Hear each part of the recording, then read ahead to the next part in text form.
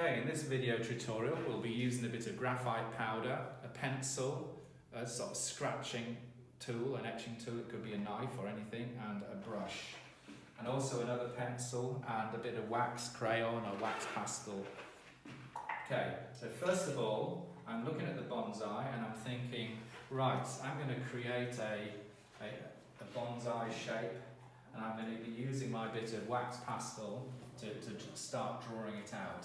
So I'm going to use the wax pastel in quite a sort of a loose way. You can't really see much at the moment, but you'll see it all developing as we go. It's a really lovely technique that I've discovered recently through looking at video tutorials like this. Actually, I've got a good artist friend of mine who's introduced me to it, and I feel as if it really does work.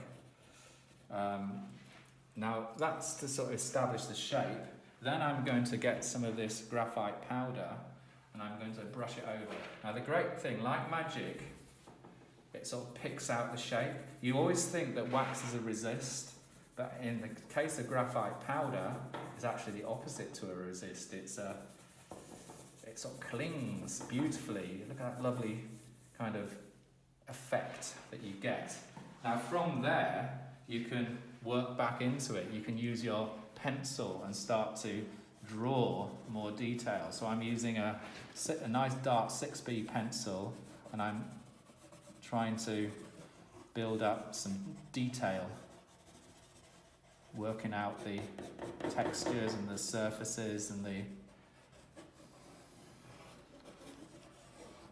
again, I'm focusing more on the roots and not the pot, although I love the way the roots grow out of this dark surface. Now I'm going to work back into that dark surface with a bit more graphite to darken it up. I can also use the edge of my pencil to darken areas up. Now I'm also interested in creating some highlights. I'm going to use a putty rubber. I'm going to rub areas out. Make sure the putty rubber is relatively... that's better. You can see it's a lovely contrasting highlights. Also a normal rubber with a sharp edge is quite accurate. You can get some really strong, and I might grow some other branches from it. So I'm actually extending my piece. And I'm going to work back into it with this time a wax candle. I just want to sort of really get a sense of movement and expression and growth. Now another thing that I've discovered is you can scratch. You go close to have a look and you can see how by scratching into the paper, you're kind of etching into the paper with a nice sharp tool, and you can create a lovely surface there. And I'm again going to the graphite powder, and you can see how it clings to the surface. It's probably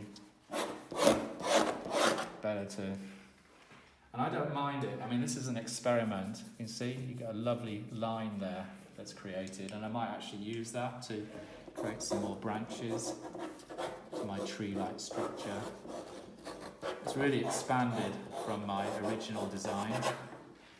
The graphite powder goes a long way, and you get a real sensitivity. Okay, there's a lot more work needed on that, but it's a good start to this project. That's it. Thank you.